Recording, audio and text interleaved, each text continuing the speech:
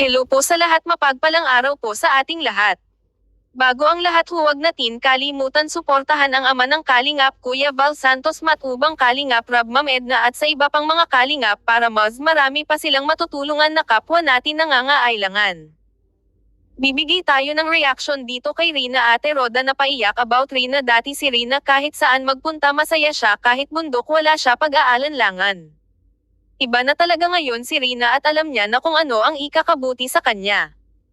At nakakatuwa naman po dun sa sinabi ni Rina, kaya naman siya nag-aral para makapagtapos siya sa pag-aaral at doktor ang kukunin niya, at pag nakatapos siya gusto rin niya makatulong sa mga tao. Nakakapanaba ba ng damdamin ang ganon na maririnig mo na ang ganda ng pangarap ni Rina? At hindi niya daw makakalimutan si Ate Roda ang nagpalakas sa kanya at tumulong sa kanya, kaya naman kay Ate Roda din tutulungan daw niya ito. Dati-dati daw sabi ni Ate Roda kung hindi niya tatanungin hindi nagsisalita si Rina, ngayon daw kusa na siya ang nag-upan kung ano ang saloobin niya.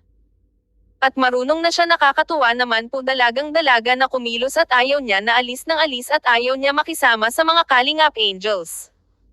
Pero ang saya sana kung kasama si Rina sa mga Kalingap Angels at para masanay siya na kasama siya sa mga dalagita para hindi siya malungkot. At para matuto siya, kasi po pag lagi niya nakikita ang kapaligiran niya masaya, makalimutan ni Rina ang mga bangongot na dinanas niya. Sana sanayin si Rina na kasama sa mga Kalingap Angels. Dahil madali siyang mapagod. Rina, nakatitig na lang siya sa Mama Roda niya habang nagkukuwento ang Mama Roda about Rina ay napaiyak siya dahil sa tuwa niya rito.